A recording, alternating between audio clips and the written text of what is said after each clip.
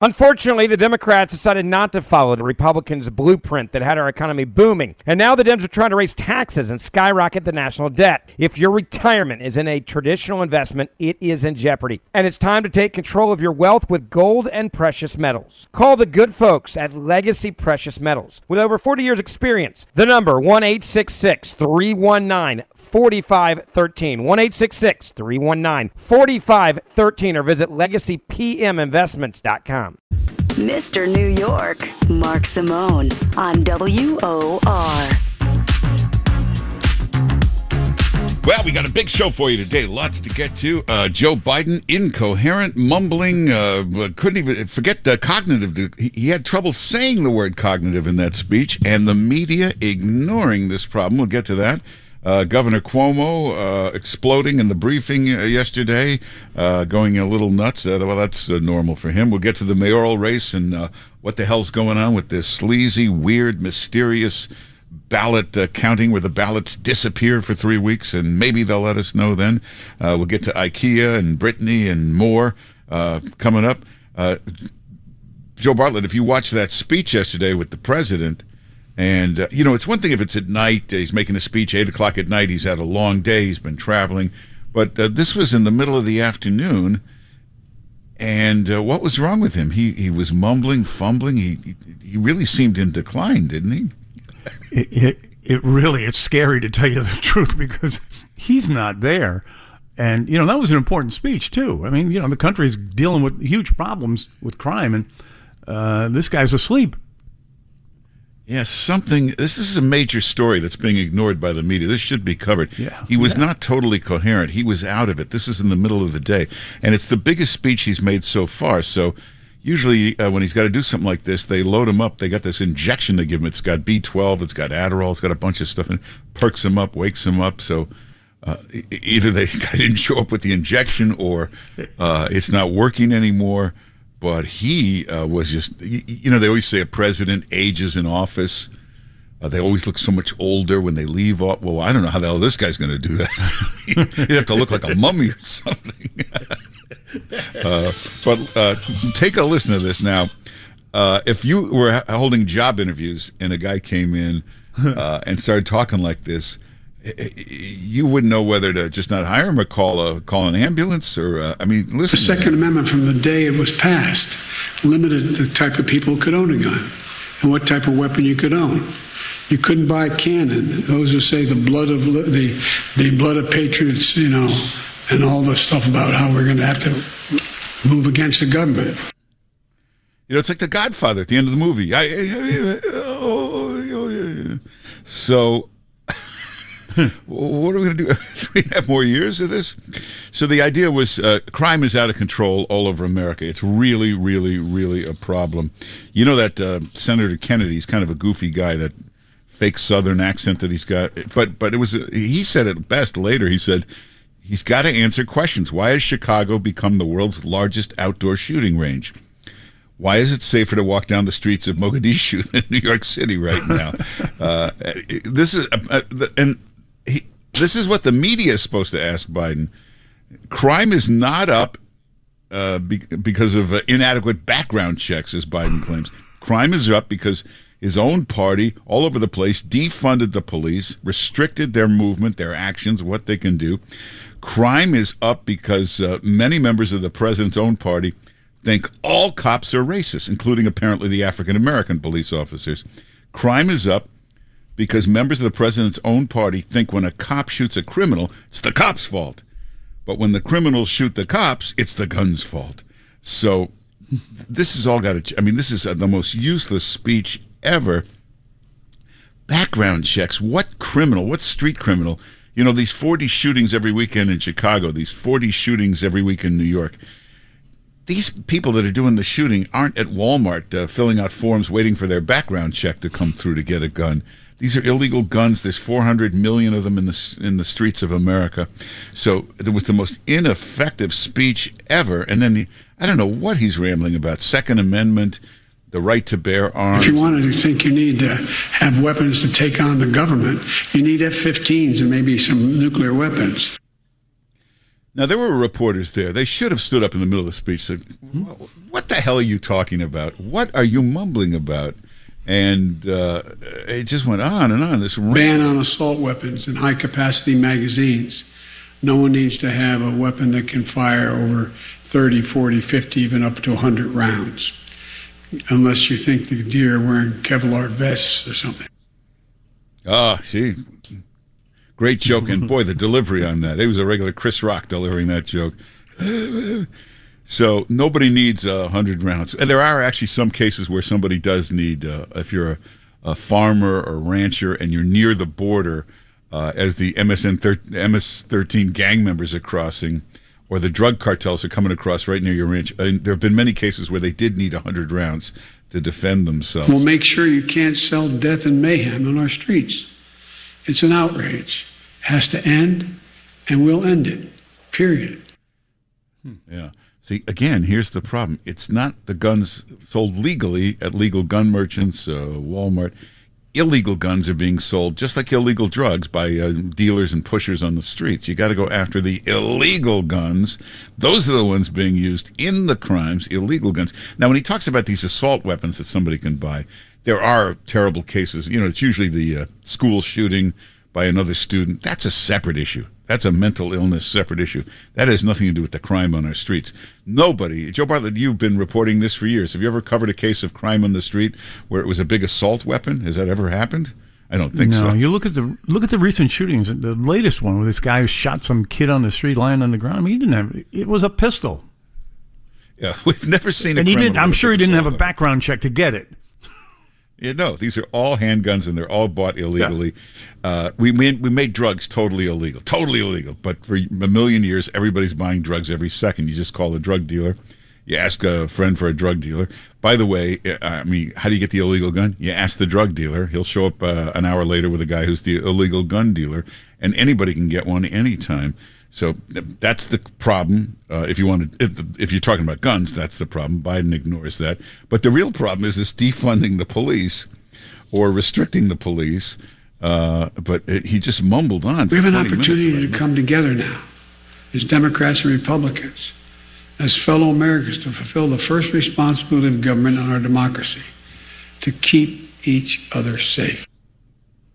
Why is he talking like that? It's like 2 PM. I could see if you woke him up in the middle of the night. Hello, Joe? Hey, this is the middle of the day, and he's mumbling. We have an opportunity to come together now as Democrats and Republicans.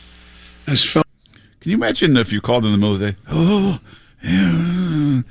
Did I wake you? No. What, have you ever heard a president sound like that? No, and what's even worse, what bothers me more than that is the national reporters they are oblivious to this. I mean, I think they see it. They just don't want to say anything. Yeah, watch. Well, you hear this. And there's times where he couldn't. It's the ATF, alcohol, tobacco, and firearms. He kept saying the AFT.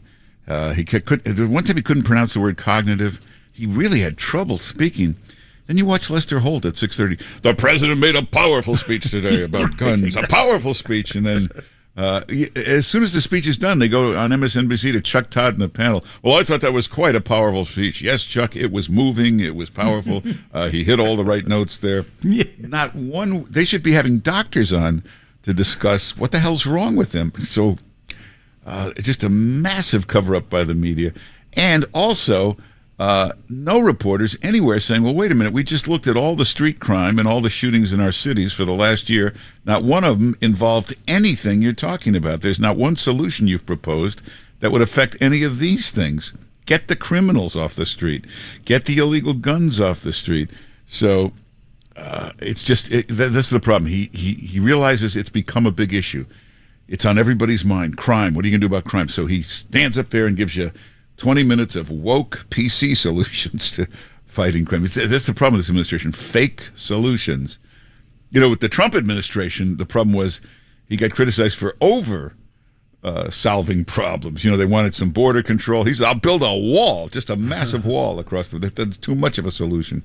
Now, take the border, for instance. Kamala Harris does not want to visit the border. She's been putting this off. The reason is, if she were to visit the border, the press would follow her, and then there'd be pictures of her with the kids in cages, detention camps, chaos. They don't need these pictures.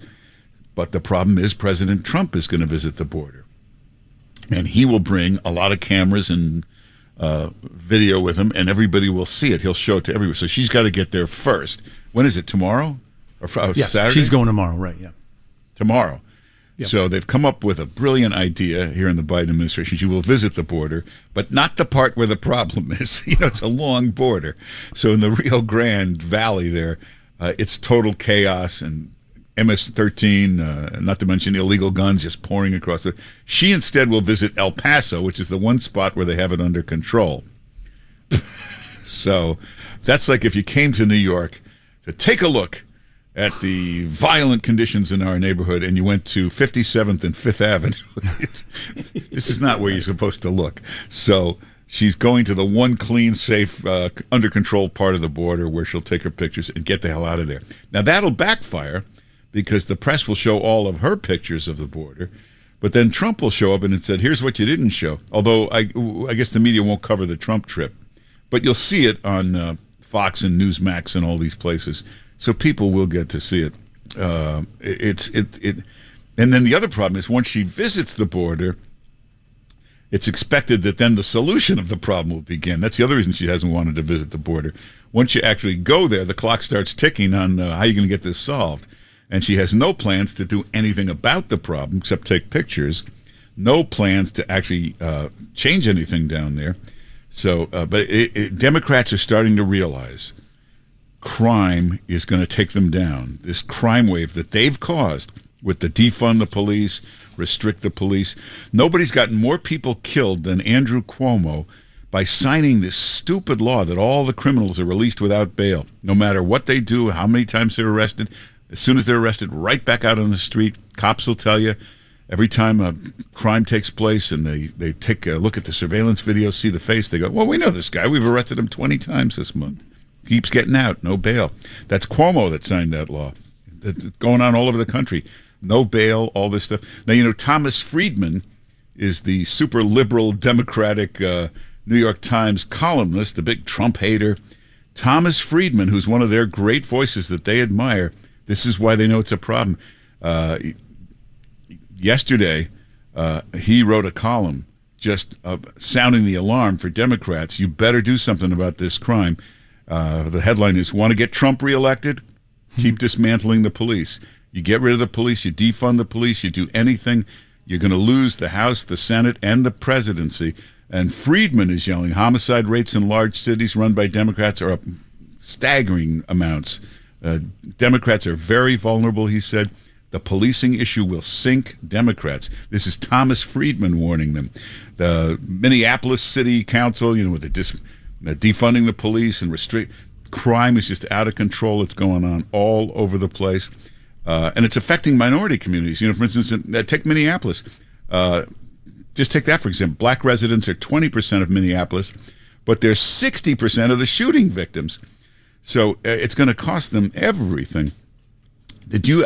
Speaking of Cuomo, did you watch that Cuomo briefing yesterday? Mm-hmm. Yeah. You got to give him credit. Boy, this guy can lie like nobody else. I know it. Usually, like if you're the police interrogator, you watch for, maybe he twitches, maybe he looks a little nervous when he's telling. This guy looks like he believes everything he's saying, and he doesn't just lie. He screams it at you. We never did that. He's like, he thinks volume equals truth. The louder it is, the more truth. And then this guy signs a order that every nursing home is to take in coronavirus patients. In other words, the virus has to be sent into every nursing home. It affects everybody. First, it affects the staff, then all the patients. Then he signs a law that criminals are released with no bail. As soon as they're release them right back in this. And now listen to pick on de Blasio. It's hard for me to work with an administration that is hyper-political and is not competent. And it's... Now, wait a minute. Did he say he can't work with an administration that's hyper-political? Yeah. Right. He doesn't like anybody that's political. Ooh, that's not for him. Ooh, that's just... What is he, nuts? That's like Bernie Madoff saying, I can't work with any company that doesn't have proper accounting procedures. What is he, crazy? Hard to do that for a prolonged period of time. And I believe that's what happened with New York City. Yeah, he thinks, de Blasio certainly is incompetent. He's right. De Blasio, the worst mayor we've ever seen.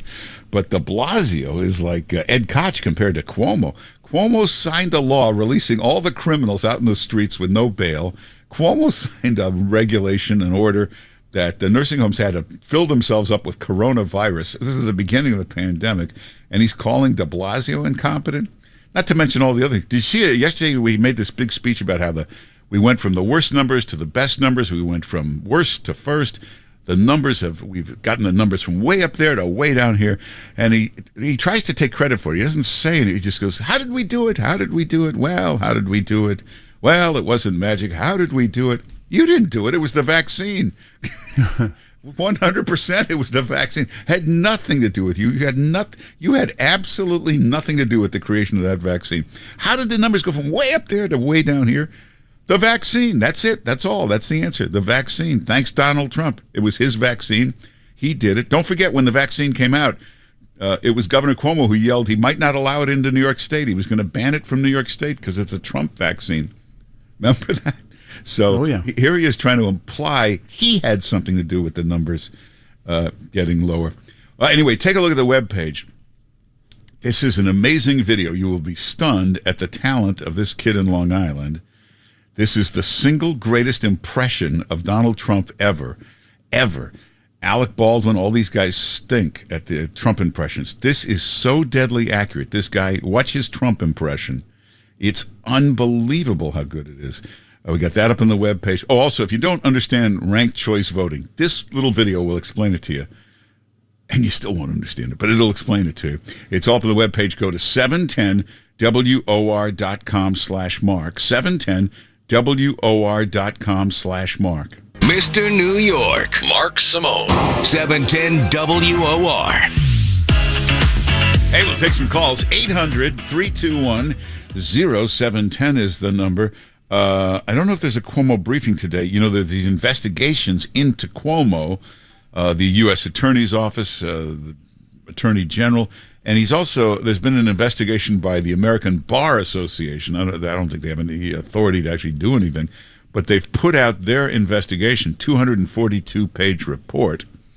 It's significant in that they've done an investigation, so we know what the Attorney General will find, or the U.S. Attorney will find. In fact, they'll find it in much greater detail, but here's the Bar Association report, March 25th.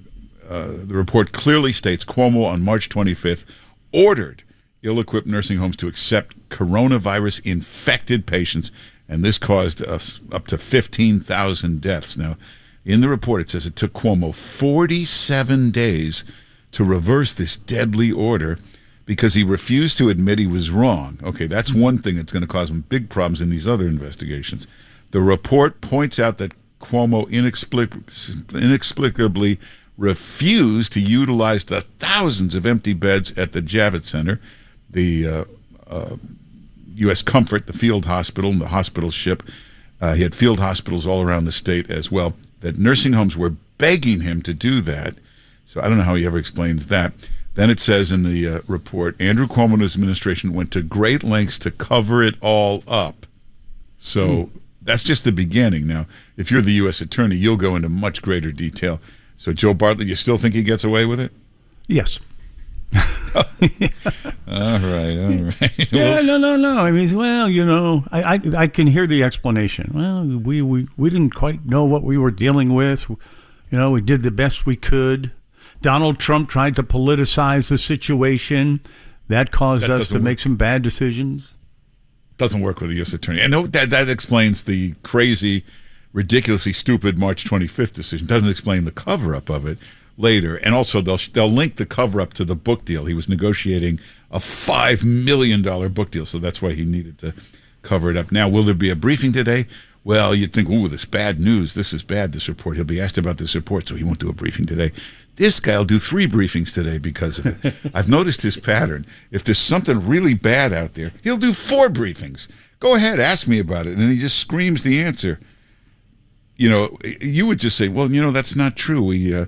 But when he does it, that's not true. He just yells everything at you. So anyway, let's take some calls. Let's go to Jeff in Long Island. Jeff, how you doing?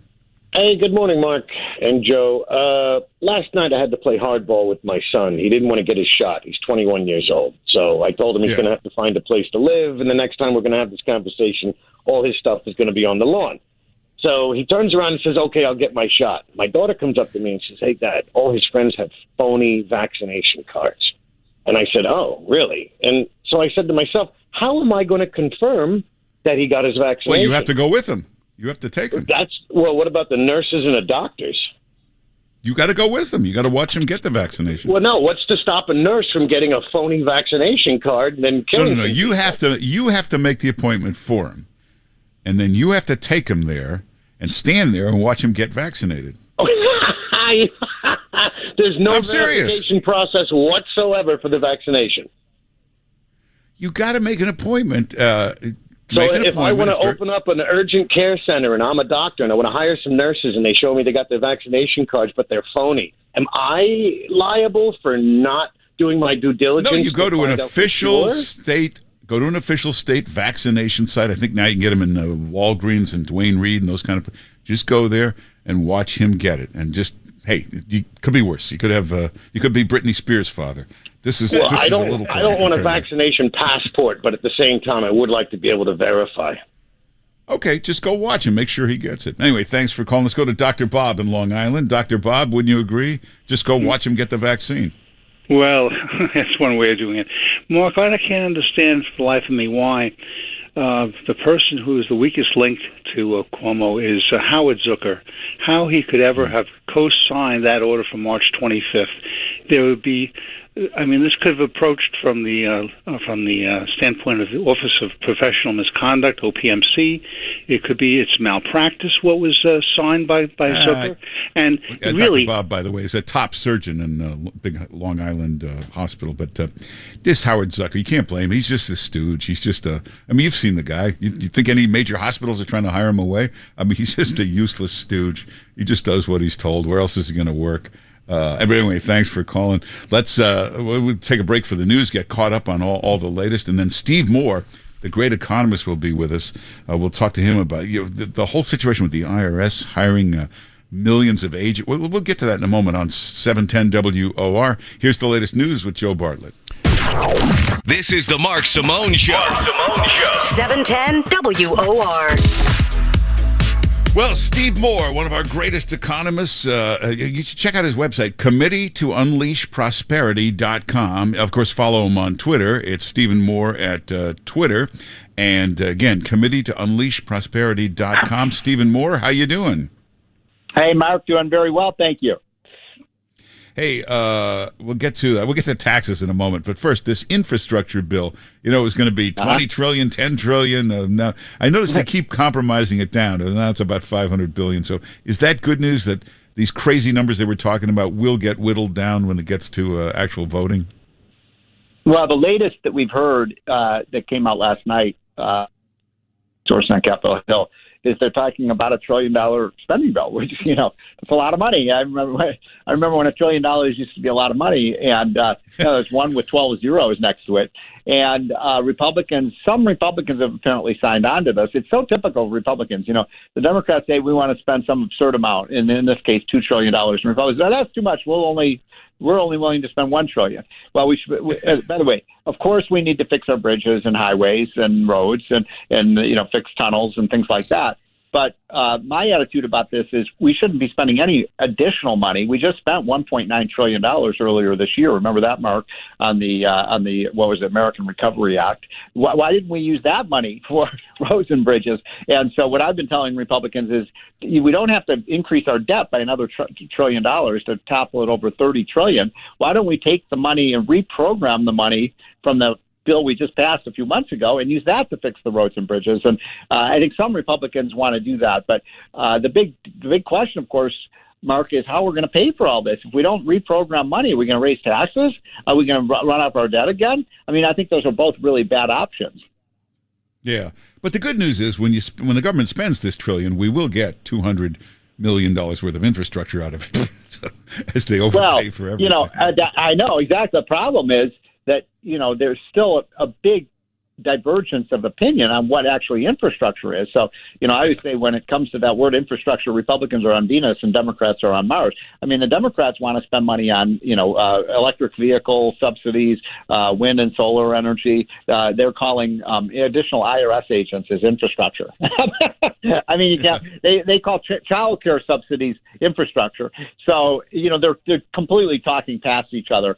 But the other big news that came out this morning, Mark, that I've been it's really stuck in my craw. I was on Fox Business this morning when these numbers came out, was that, we had 400,000 more people sign up for unemployment benefits last week. And I'm scratching my head thinking, how is this happening? We have 9.1 million job openings across America, 9.1 million open jobs of employers looking for that many workers, and yet 400,000 additional people signed up for unemployment benefits. And the only reason I can surmise is that we're paying so much money now in unemployment benefits, food stamps, Obamacare subsidies, $3,000 per child, that people feel like they don't have to work and they're signing up for the benefits rather than going back to work.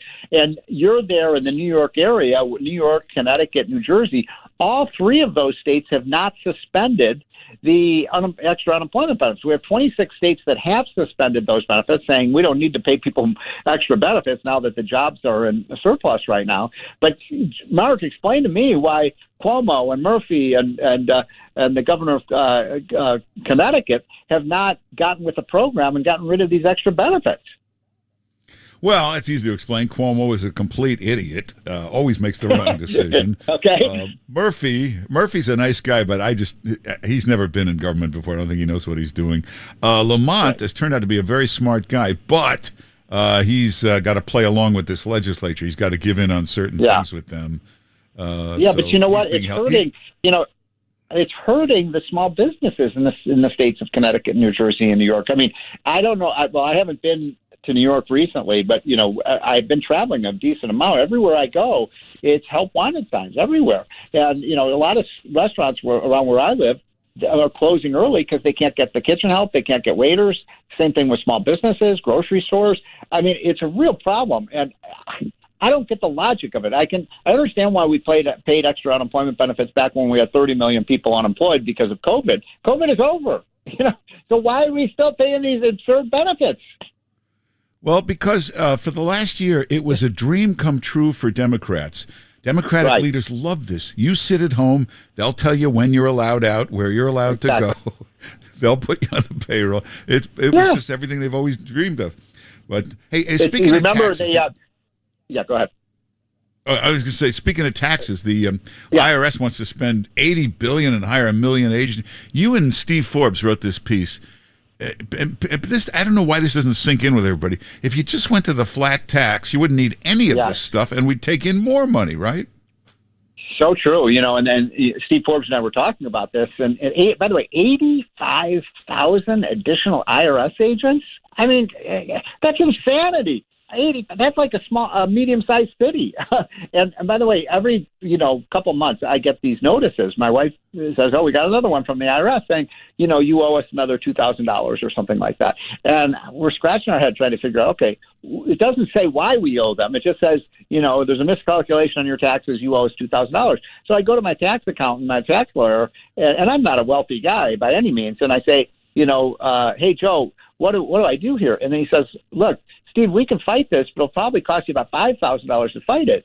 So we have to just pay another $2,000. We didn't even know what it's for. My point is, anybody who's gone through an auditing process knows that it's like worse than a proctology exam, right? I mean, that's a horrible thing. Do we really want 85,000 additional IRS snoops in this country, folks? I mean, looking over all of your private transactions, and I think it's one of the most unpopular initiatives and he says, oh, it's only going to be millionaires that are facing the audits. I doubt that one. That's like only millionaires are going to pay the higher taxes. So we've got to fight against this. And the way you do that, you make the tax code really simple, really understandable, really short, postcard return like Steve Forbes talked about, and people will pay their taxes. Every time we cut the tax rates actually people voluntarily comply with the system. It's when we make it incredibly complicated with really high tax rates, everybody's looking for loopholes. And by the way, who are the people who get the loopholes? Not people like you and me, Mark. It's the Zuckerbergs and the Bill Gates and the Warren Buffetts and the people at lobbyists and, the $1 million, tax lobbyists. So I just think it's a really bad idea. And anyway, what was the number you just said for the IRS budget? They want to increase it by, I think it was like $30 billion or something. 80 billion. Yeah. That's a lot of money. And that's how we're going to have everybody's going to have a tax agent living in their house. So, but you think they're just bugging you for more money? Maybe Paul Krugman gets a letter saying, you paid too much. Yeah, Here's right. some I money doubt back. that one.